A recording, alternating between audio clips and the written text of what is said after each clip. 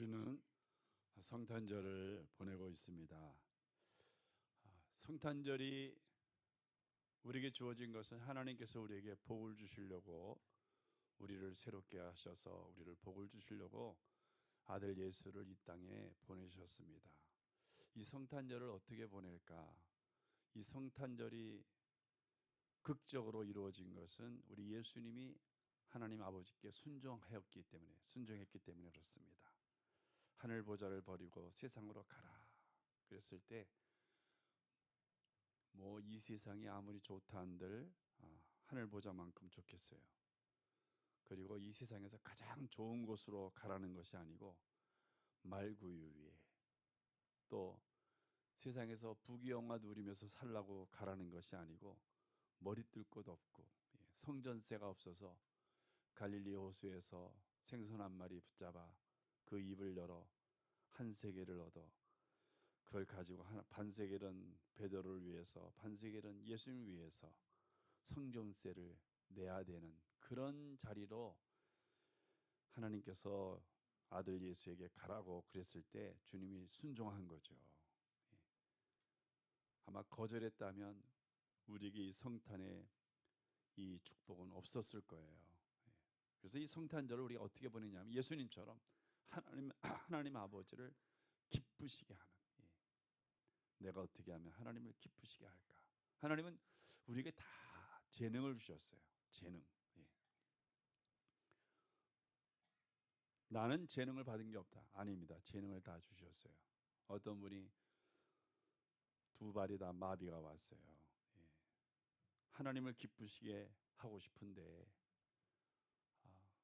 나는 두 다리가 마비되었으니까 무엇으로 하나님께 기쁘게 해드릴 수 있을까?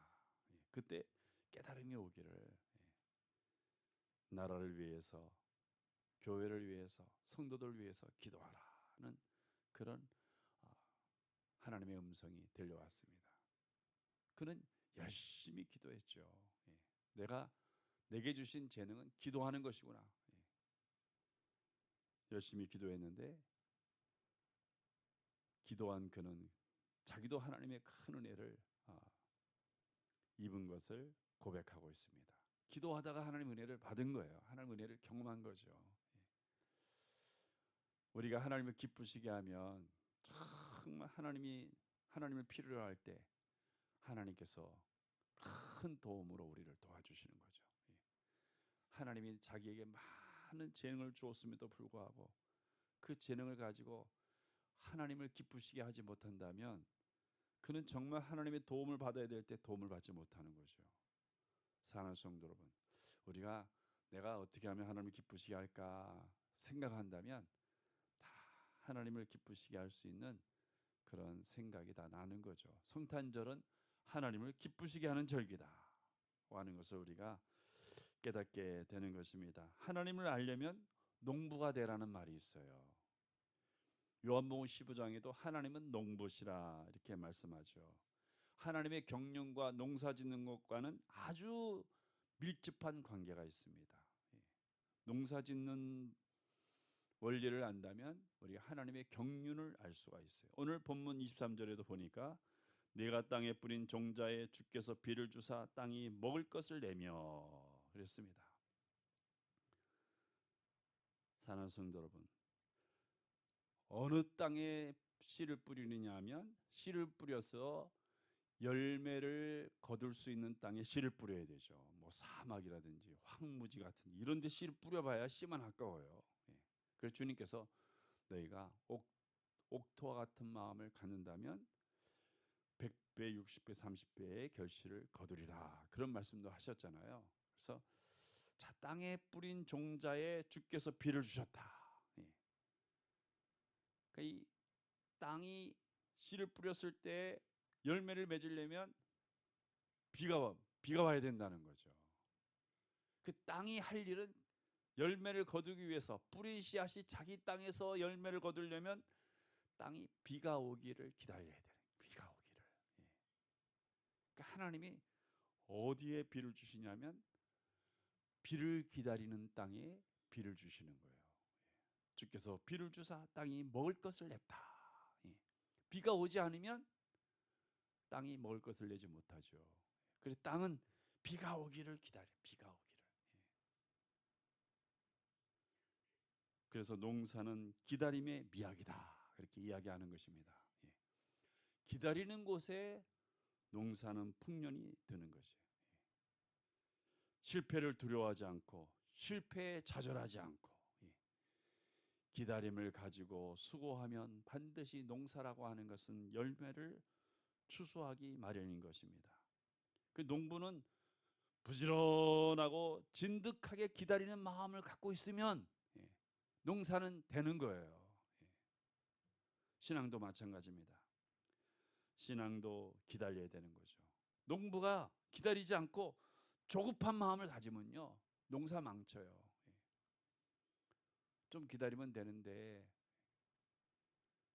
약을 뿌리고 좀 기다리면 되는데 물을 대가지고 물 대고 있는데 비가 너무 많이 와서 땅이 다 썩어버리는 경우도 있습니다. 농부는 조급하면 안 돼요. 여유 있는 마음을 가지고 기다릴 때 농사가 잘 되는 거죠. 오늘 이 현대 사회가 위기인 것은 무엇 때문에 그렇습니까? 이 기다림이 사라졌어요. 기다리면 되는데, 기다리면 하나님의 정의는 기다리는 곳에 하나님의 존재를 드러내시는 거예요. 오늘 성경도 보니까 하나님은 스승이라고 해요. 스승. 스승은 항상 두 가지예요. 채찍을 들고 오시든지 상을 들고 오시든지. 하나님은 스승이에요. 우리가 하나님을 기다려야 합니다. 오늘 이 사회가 기다리지 못해서 다투고 투쟁하고 분노하고 적이 되고, 뭐 모르는 사람과 적이 되면 뭐 무슨 상관이 있겠죠. 너무 우리가 과격하게 얘기하는 것 같은데, 문제는 이 가정에서도 다툰다는 거죠. 기다리지 못해서. 이 사회가 조급하여 경쟁 사회로 변화되는 거예요. 이 나라가 하나가 되어서 하나님의 복을 받아야 되는데 기다리지 못해서 조급해가지고, 조급해서 정죄하고 조급해서 싸우고 조급해서 하나님의 복을 기다리지 못합니다. 조급한 곳에는 추수가 안 돼요. 신앙도 기다림이죠. 노아가 우리 창세기 11장에 9장부터 이렇게 보면 하나님이 노아에게 산에서 방주를 만들라 그랬어요. 바다에서 방주를 만들어야 되는데 산에서 방주를 만들라는 것도 이해가 안 되고, 방주를 만들라고 그래서 방주를 만들면서 하늘을 쳐다보는데 비가 올 생각을 안 해요. 비가 올. 그러면서 120년이 지나잖아요. 노아는 하나님이 하신 말씀 40주야 비가 와서 이 땅을 다 삼키리라고 하시는 하나님 말씀을 믿으면서 산에서 방주를 만들었는데 120년이 걸린 거예요. 120년이. 신앙은 기다리는 거죠. 비가 올 기색이 없지만 하나님 말씀이 이루어질 것을 믿고 기다리는, 그게 신앙이에요. 그런 신앙이 노아로 말미암아 노아의 가족 8명이 다 구원을 받잖아요. 우리 인생도 기다리는 거죠. 우리가 결혼할 때 이 여자가, 이 남자가 나의 진정한 배우자인가 아닌가를 알고 싶으면 나를 기다릴 줄 아는가, 그걸 알아보면 좋은 배우자인지 아닌지 알 수가 있어요. 기다리지 못하는 사람은 좋은 배우자가 될 수 없어요. 2시간이고 3시간이고 기다릴 수 있는 배우자. 한번 테스트하면 좋은 것 같아요. 나를 과연 기다릴 수 있는가. 그 정도 기다리는 사랑을 가지고 있어야 좀 평생을 사는 거 아니겠어요? 2시간도 못 기다리는데 30년의 인생을 어떻게 같이 살 수 있겠어요? 여우로 나도 좋은 배우자가 되기 위해서 상대방을 기다릴 줄 알아야 돼요. 왜 이제 왔냐고, 10분뿐이 안 늦었는데 왜 이제 왔냐고. 만날 시간도 한 2-3시간뿐이 안 되는데 10분 늦은 것 때문에 그냥 3시간 내내 싸우다가 헤어지는 거예요. 좋은 배우자 안 돼요. 좋은 배우자 안 됩니다. 기다릴 줄 알아야 돼요. 사랑하니까 기다려야죠. 하나님도 우리를 사랑하기 때문에 기다리십니다. 하나님이 기다리시는 이유, 하나님이 왜 이렇게 더디실까? 그건 우리를 사랑하시기 때문에요. 우리에게 갑절로 복을 주시기 위해서. 하나님은 아브라함을 기다리십니다. 아브라함도 기다렸지만 하나님도 기다렸어요. 25년 기다려. 아브라함이 내가 너에게 후사를 주마. 빨리 받을 믿음으로 성장을 해야 되는데 이 아브라함이 그 믿음 되는데 25년 걸리는 거예요. 하나님 굉장히 잘 기다리시잖아요. 아브라함도 그 믿음 갖기 위해서 하나님의 복을 받는 믿음 갖기 위해서 25년 걸리잖아요. 25년. 하나님이 이스라엘 백성들에게 그 약속의 땅을 주시겠다고 약속하셨는데 700년 걸립니다. 하나님이 700년 기다리는 거예요. 내가 너희 민족에게 내가 이 가나안 약속의 땅을 주겠다. 이 백성들이 빨리 하나님을 알고 하나님을 믿고 믿음이 성숙해야 되는데 사람이 그렇게 지혜롭지 못하거든요. 그래서 그 땅을 받을 믿음이 되는데 700년 걸린 거예요. 우리가 이 출애굽기를 보더라도 그렇잖아요. 하나님이 이스라엘 모세를 통해서 내가 약속의 땅을 이 백성을 약속의 땅에 집어넣겠다. 약속을 하셨는데 40년 걸리잖아요. 40년. 좀 즉시 받을 만한 믿음이 좀 됐으면 얼마나 좋겠어요. 하나님은 40년을 기다리시는 거죠. 사랑하는 성도 여러분, 하나님은 우리를 기다리시는 분이에요. 하나님의 약속을 믿는 자들은 하나님처럼 끈기 있게 기다려야 돼요. 하나님이 부족해서가 아니고 내가 부족하기 때문에 내가 부족해서. 그래서 잘 기다리는 사람이 하나님의 사람이에요.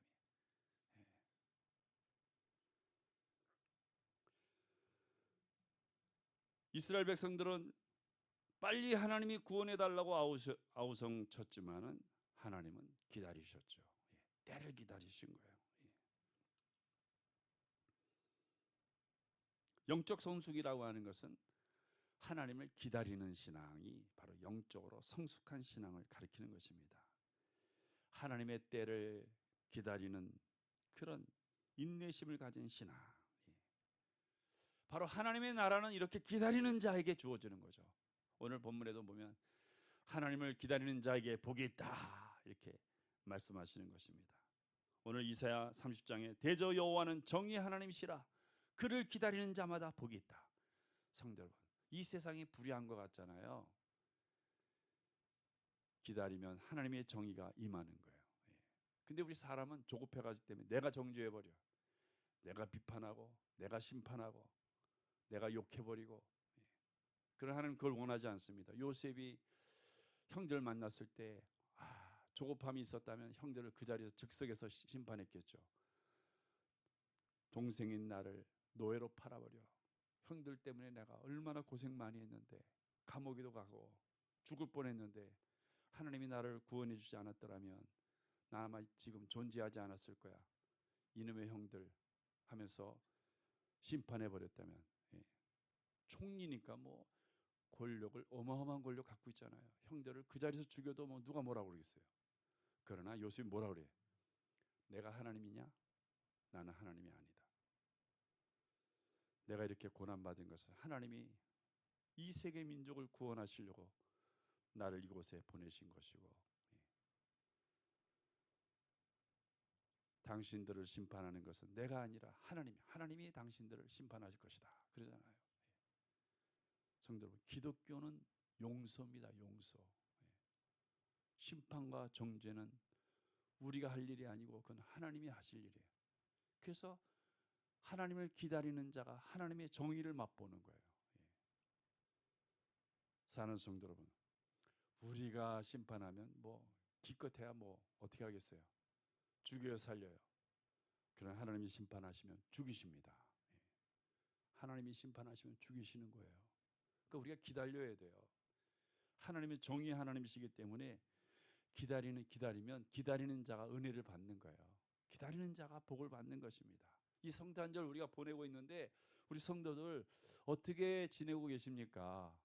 혹시 너무 복잡하고 또 너무 그냥 힘든 삶 속에서 이 기다림이 없이 살고 있는 것은 아닌지 걱정이 돼요. 이 성탄절에 복을 받으려면 우리 마음속에 기다림이 있어야 돼. 기다림. 예.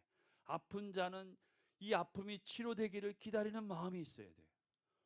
정말 힘들고 고난 속에 있는 자는 이 고난이 벗어지기를 기다리는 그런 믿음이 있어야 합니다. 꿈이 있는 사람은 이 꿈이 이루어지기를 기다리는 믿음이 있어야 돼요. 그 기다림 속에 하나님의 정의로운 복이 임하게 되는 거죠. 그래서 오늘 첫 번째 메시지는 기다리는 자에게 여호와의 은혜가 임한다는 말씀입니다. 오늘 18절 상반절 보니까 여호와께서 기다리시나니 이는 너희에게 은혜를 베풀려 하시며, 이 히브리 언어의 사고는 참 우리랑 사고가 너무 다르죠. 언어에 그 민족의 철학이 담겨져 있는 거예요. 그래서 기다리는 것은 우리가 기다리는데 사실, 그러나 히브리 언어의 중심은 하나님이에요. 그래서 하나님이 기다리신다 그렇게 보는 거예요. 이 동양 철학에서는 인간 중심이죠. 그러니까 인간이 기다리는 거죠. 언제까지 기다려야 되나 그런 생각하잖아요. 사는 성도로 하나님이 기다리신다. 기다리시는 것은 우리에게 은혜를 베풀려고. 이걸 동양적으로 사고한다면 우리가 기다려야 되는 것은 하나님의 은혜를 받기 위해서, 기다리는 자에게 하나님이 은혜를 베푸신다는 것입니다. 사는 성도 여러분, 우리가 벼른다는 말 있죠. 벼른다. 어디 두고 보자. 벼르잖아요. 그 벼르는 이유는 뭐예요? 벌 주려고, 복수하려고, 보복하려고. 하나님이 기다리심은 벼르시는 기다리심이 아니에요. 우리에게 은혜 주시고 우리에게 상을 주시고 우리에게 복을 주시기 위해서 기다리시는 것입니다. 역대하 6장 14절 보니까 이스라엘 하나님 여호와여 천지에 주와 같은 신이 없나이다. 주께서는 온 마음으로 주의 앞에서 행하는 주의 종들에게 언약을 지키시고 은혜를 베푸시나이다. 온 마음으로 주 앞에서 행하는 주의 종들, 이 말씀이 온 마음으로 기다리는 거예요. 은혜를 기다리는 거예요. 기다릴 때 하나님은 인생이 아닌 시기에 자기가 언약한 것을 반드시 지키시고 자신이 말씀한 것을 반드시 이루시는 하나님이신 것을 우리에게 말씀해 주시고 있습니다. 성도, 우리 인간 사회의 이 배경 때문에 자꾸 하나님을 이해하지 못하는 경우가 많아요. 우리 인간 사회는 야곱과 그의 삼촌 라반의 관계 속에서 우리 인간의 사회를 잘 표현해 주고 있어요. 그래서 야곱이 형 에서를 피해서 삼촌 라반의 집으로 가잖아요. 그러면 삼촌이잖아요. 라반이 자기 조카잖아요. 자기 누이의 아들이니까, 조카니까. 그러면 정말 그 어려운 사정을 알고 잘 이렇게 도와줘야 되는데 라반이 야곱을 이용하죠. 야곱과 계약을 합니다. 네가 7년 동안 여기서 열심히 일하면 내 딸도 주고, 너 누구 좋아하냐? 라헬 좋아합니다. 그래? 네가 7년 동안 열심히 일하면 내 딸도 주고 또 재산도 주마. 그래서 야곱이 진짜인 줄 알고 열심히 일하잖아요. 그래서 자기가 좋아하는 여인 라헬을 얻을 줄 알았는데 아마 이스라엘의 결혼식은 껌껌한 데서 이루어지는 것 같아요. 신부가 누구인지 얼굴 못 보는 그런 가운데. 그러니까 이게 레아인지 라헬인지 모르는 거죠. 아침 일어나 보니까 레아야. 그 야곱이 속았죠. 그래서 막 따지잖아요. 어떻게 레아를 내 방에 들여보냈냐? 나는 라헬을 사랑한다 분명히 얘기했는데. 그랬더니 라반이 또 계약합니다. 자, 라헬도 줄게. 네가 사랑하는 여인 라헬도 줄게. 대신 7년 더 일해라. 그래서 아내 때문에 14년을 거기서 썩는 거예요. 근데 14년 동안 보수받는 것도 아니고 그냥 무료 봉사에 무료 봉사. 사는 성도 여러분, 그래서 야곱과 라반, 무엇이 진실인지 모르는 거죠. 야곱의 이야기를 들으니까 야곱의 이야기가 맞는 것 같고, 라반의 이야기를 들으니까 라반의 이야기가 맞는 것 같고, 그게 세상이에요. 그래서 진실은 하나님 앞에 가봐야 돼. 하나님 앞에 가서 하나님의 나라의 비디오에 다 녹화됐기 때문에 그 하나님 나라의 것을 우리가 녹화를 틀어보면서 아, 진실이 이거구나. 그래서 우리 그리스도인들은 용서부터 해야 되는 거예요. 사실도 알지 못하면서 딜이 화냈다가 그거 어떻게 주워 담으려고 그래요? 사랑하는 성도 여러분, 그래서 우리가 누가복음 15장에 보면 하나님과 우리와의 관계를 잘 설명해 주고 있습니다. 둘째 아들, 아버지가 싫다고 집 나가 버렸어요. 많은 재산을 가지고 집 나갔는데 다 탕진해서 다 없어졌어요. 그래서 이 아들이 아버지께로 와서 나는 아들 자격이 없으니까 품꾼의 하나로 써주세요. 그랬더니 아버지가 내가 너 오기를 얼마나 기다렸는데 네가 죽었다가 살아났으니 내가 얼마나 기쁘냐. 내가 너를 잃어버렸는 줄 알았는데 너를 얻었으니 내가 얼마나 정말 기쁘냐. 잔치를 벌이잖아요. 사랑하는 성도 여러분, 이 누가복음 15장에서 우리가 깨닫는 것은 하나님 아버지는 우리를 기다리려고 얼마나 은혜 베풀려고 우리에게 자격 없는 우리를 하나님의 나라의 아들 되게 하려고 그렇게 기다리신 거예요. 은혜 베풀려고 복을 주시려고 그렇게 오랫동안 기다리신 거예요. 우린 그것도 모르고 하나님 아버지의 품을 떠나서 내 고집대로 내 마음대로 내 생각대로 내 속에는 옳은 대로 우리가 살아가잖아요. 사랑하는 성도 여러분, 하나님은 기다리시는 분, 내게 은혜 주시려고 기다리세요. 그것도 아주 끈기 있게 우리를 기다리셔요. 우리를 살리려고, 우리를 천국 백성 되게 하시려고. 그래서 예수님의 비유 가운데 아주 유명한 비유가 있잖아요. 포도원 품꾼의 비유를 보면 새벽같이 나가서 일꾼 데려오고 또 9시에 나가서 12시에 나가고 3시에 나가고 마지막에 5시 문 닫을 시간이 1시간밖에 안 또 그때 또 나가는 거예요. 천국에 들어올 사람이 아직도 있기 때문에 주님은 그렇게 열심히 우리를 기다리시는 거예요. 마지막 한 사람이라도 마지막 한 가정이라도 천국에 들어오게 하기 위하여 주님께서는 그렇게 기다리시는 거예요. 우리가 노아 홍수에도 보면 노아가 모든 동물 한 쌍씩 방주에 다 들어올 때까지 방주문을 열고 있잖아요. 하나님 명령하셔가지고 마지막 동물 한 쌍까지 들어올 때까지 문을 닫지 못하고 있는 거예요. 하나님이 나를 구원하시려고 아직도 문을 닫지 못하고 천국문을 열어놓고 계시는 거예요. 그걸 우리가 알아야 돼요. 내 가정을 구원하시려고 아직도 천국문을 열고 계시구나. 나를 구원하시려고 아직도 천국문을 열고 계시구나. 집에 가셔서 옆에 있는 남편, 옆에 있는 아내, 또 옆에 있는 자녀를 보세요. 사랑하는 남편을 구원하려고 아직도 천국문이 열려 있는 거예요. 내 자녀를 구원하려고 아직도 하나님 천국문을 열어놓고 계세요. 그걸 아시나요? 사랑하는 성도, 나 때문에, 우리 때문에 하나님은 지금 문을 닫고 계지 못하시는 거예요. 그래서 찬송가에 보니까 하늘문을 여시고 들어가게 하시네. 하나님은 우리를 사랑하셔서 그 천국문을 닫지를 않으세요. 527장에도 보니까 어서 돌아오, 어서 돌아와만 오.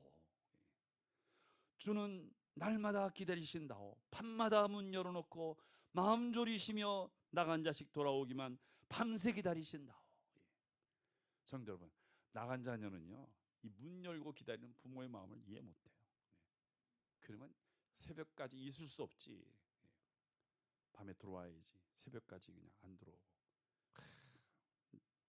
나간 자식 기다리는 부모의 마음은 문을 닫지 못해요. 추운 겨울에 찬바람이 들어와도 문을 닫지 못하는 거예요. 내 자녀가 들어와야 되니까 새벽같이 열어놓는, 이게 하나님의 마음이라는 거예요. 사랑하는 성도 여러분, 마가복음 15장 43절에 보니까 아리마대 요셉이 죽으신 예수를 자기 무덤에 장사를 지내잖아요. 그러면서 그 끄트머리 성경에 뭐라고 그러냐면 아리마대 요셉은 하나님의 나라를 기다리는 자라. 하나님의 나라를 기다리는 사람은 예수의 시체를 자기 무덤에 장사를 지내지 않을 수가 없죠. 성도 여러분, 지금도 장사 지내는 일은 돈이 만만치 않게 들어가잖아요. 근데 유대인들은 자기 무덤을 내준다는 것은 그거는 어마어마한 사랑이에요. 예. 거기에 돈이 엄청나게 들어가요. 그 무덤 하나 만드는데. 그래서 아리마대 요셉은 부자라고 그러잖아요. 부자. 예. 부자가 아니면 자기 무덤을 만들 수가 없어요. 그 무덤을 하나님 나라를 기다리는 자이기 때문에 예수님께 내어주는 것이 조금도 아깝지 않는 거예요. 예. 사랑하는 성도 여러분, 그게 사랑이라고 했을 때 사랑은 49%예요. 그럼 나머지 51%는 뭐예요? 기다림. 예. 내가 당신을 사랑합니다 했을 때 49%는 사랑이고 51%는 기다림이 있어야 되는 거죠. 예.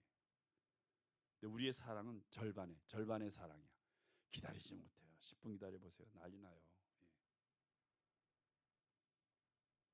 하루 저녁 안 들어오면 이제 끝이죠. 이혼이죠. 이혼. 예. 기다릴 줄 알아야 합니다. 기다림이 진짜 사랑이에요. 예. 사랑하는 성도, 하나님 우리를 너무 사랑하시기 때문에 기다리셔요. 예. 이 성탄절, 이 하나님의 마음을 좀 우리가 느껴봐야 돼. 기다리는 은혜를 기다리고, 내 몸이 아픈 사람은 이 몸이 치유되기를 기다리고, 예.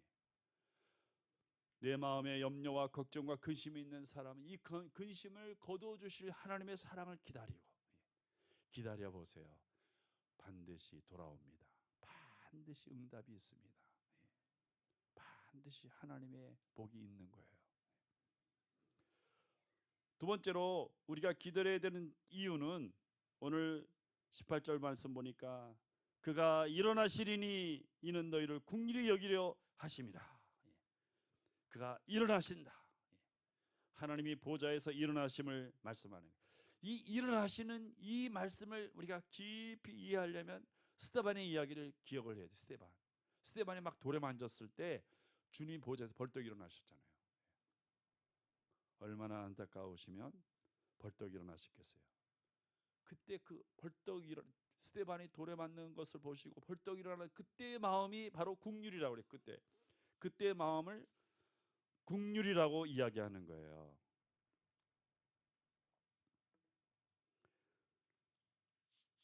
그래서 우리가 이 긍휼이라는 단어는 헬라어로 스프랭크니조마이라는 말로서 너무 사랑하기 때문에 벌떡 일어나는 거예요. 막 마음이 아파가지고. 예. 나를 긍휼히 여기시는 하나님, 나를 보시는 게 너무 마음이 아프셔가지고 내가 이렇게 사는 걸 보시고 너무 마음이 아프셔가지고 벌떡 일어나는 거. 그게 긍휼이에요. 긍휼. 그래서 나의 부족함을 채워주시고 나의 모자람을 채워주시고 나의 약함을 강하게 하시고, 이게 바로 하나님의 역사. 이 하나님의 역사는요, 놀라운 기이한 역사는 이 긍휼로부터 시작되는 거예요. 긍휼로부터. 나를 보시고 벌떡 일어나셔가지고 저렇게 두면 안 되는데, 그래서 약함을 강하게 하시고 부족함을 채우시고, 이게 하나님의 긍휼이죠. 출애굽기 33장 19절 보니까 나는 은혜 베풀 자에게 은혜를 베풀고 긍휼히 여길 자에게 긍휼을 베푸느니라. 긍휼히 여길 자가 뭐예요? 기다리는 자. 하나님을 신뢰하고 기다리는 자가 바로 하나님의 긍휼을 받을 자예요. 성도 여러분, 왜 기다림이 있어야 되느냐? 이 성탄절에 왜 기다림이 있어야 되느냐? 하나님의 긍휼을 받기 위해서. 나를 보시고 하나님 벌떡 일어나셔야 돼요. 그래야 내 삶에 하나님의 놀라운 일들이 일어나는 거예요. 나를 보시고 일어나도록 우리가 하나님을 신뢰하고 기다리는 마음을 갖는. 그래서 하나님을 기다리는 자가 복이 있다. 성경에 보면 베데스다 연못에 병자들이 몰려오잖아요. 그 연못이 움직일 때 들어가는 사람이 제일 먼저 들어가는 사람이 병이 났잖아요. 근데 38년 된 병자는 움직일 수가 없어. 몸을 움직일 수가 없어요. 그래서 물이 움직일 때 벌써 다른 사람이 다 먼저 들어가는 거예요. 희망이 없죠. 나는 병 나을 희망이 없다. 그런 마음을 가진 지 벌써 38년이 지나간 거예요. 근데 주님이 찾아오시잖아요. 주님께서 그 베데스다 연못에서 기다리는 38년 동안 기다렸던 그 병자, 그 사건이 우리에게 주는 교훈은 뭐냐면 그 병자에게 있어 오직 희망은 예수님이에요. 다른 데는 희망이 없어요. 서로 경쟁해야 되는데 물이 움직이면 서로 먼저 들어가는 그런 경쟁의 그런 삶의 자리인데 누가 희망이 되어 주겠어요? 그때 주님이 찾아오신 거예요. 주님이 우리의 삶의 희망인 것입니다. 주님을 만나야 되고 주님을 기다려야 되고 주님을 의지해야 되는 거예요. 주님을 의지하는 사람에게 하나님께서 긍휼을 주시는 거예요. 나를 보시고 벌떡 일어나시는 거죠. 예수님이 지나가시는데 두 맹인이 소리 지릅니다. 다윗의 자손이여 불쌍히 여기소서. 주님이 지나가시는데 보지도 못하는데 소리만 듣고 소리 지르는 거예요. 사람들이 시끄럽다고 잠잠하라고 하지만 이 두 사람에게 있어서는 정말 생사가 왔다 갔다 하는 거죠. 그래서 더욱 소리 지르잖아요.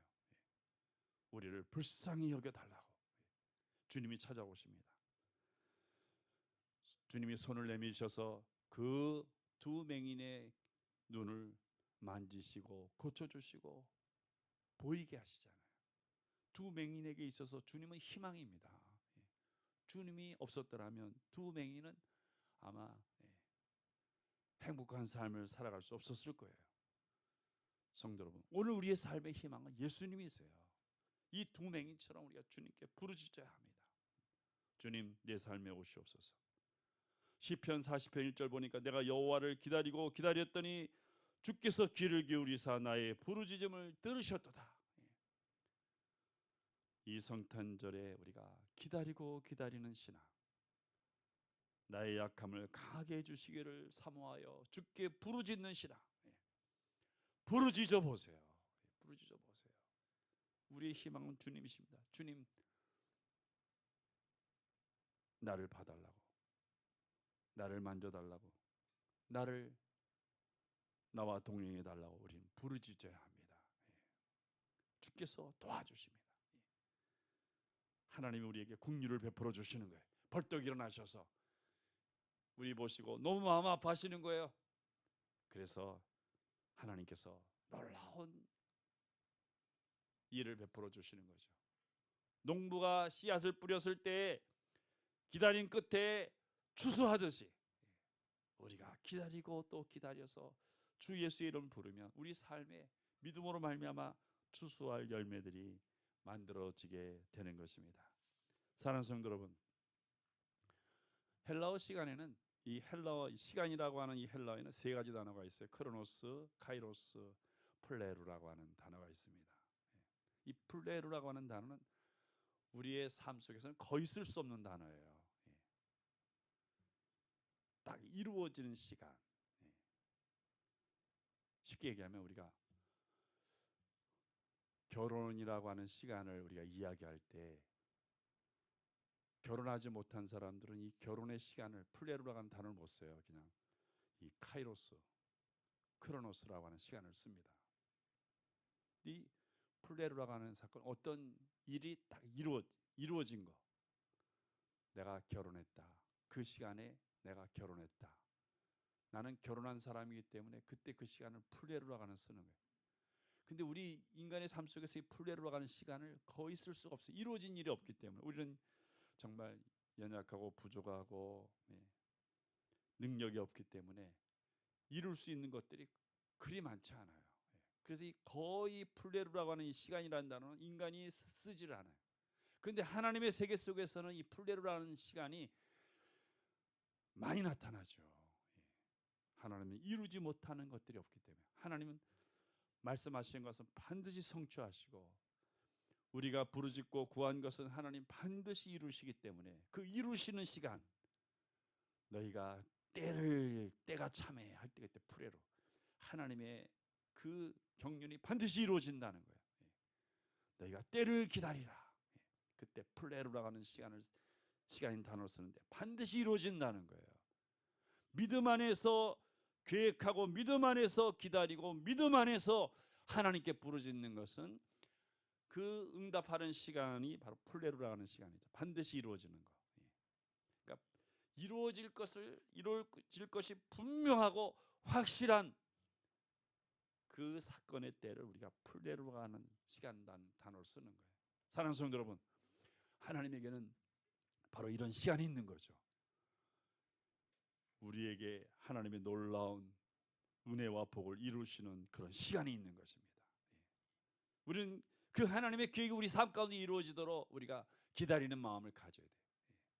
이 성탄절이 즐겁고 감사한 것은 거리에서 우리가 사람들이 캐롤송을 부르고 또 많은 상품이 백화점이나 상점마다 터져나오고 먹을 것이 많이 터져나와서 성탄절이 좋은 게 아니라 하나님의 은혜가 내 삶 가운데 이루어지기 때문에 이 성탄절이 좋은 거예요. 기다리는 마음을 가지세요. 사는 성도, 오늘 우리 사회를 보니까 너무 복잡하고 너무 사건이 많이 터지고 너무 매일 같은 얘기니까 아주 그냥 스트레스 받고 짜증나는 그런 삶을 살아가고 있습니다. 그래서 이거 성탄절이 내 마음이 지금 주님을 기다리고 있는 마음인지 아닌지 나 자신도 깜짝 놀랄 때가 있어요. 성도 여러분, 이 성탄절을 놓치면 안 됩니다. 내 마음에 기다리는 마음, 세상에 대하여 귀를 막고 내 영의 눈을 열고 하나님을 향하여 은혜를 기다리는 마음, 내 질병을 치료하기를 기다리는 마음, 내 삶의 약함이 강하여지기를 바라는 마음, 내 삶에 하나님의 놀라우신 복이 임하기를 바라는 기다리는 마음, 그 마음을 가지고 이 절기를 보낸다면 베데스다 연못의 그 여인처럼 두 맹인처럼 주님을 향하여 부르짖는 기도를 하며 기다린다면 반드시 여호와의 은혜가 플레로 되는 때가 있을 것입니다. 이런 은혜가 있기를 주의 이름으로 축복합니다.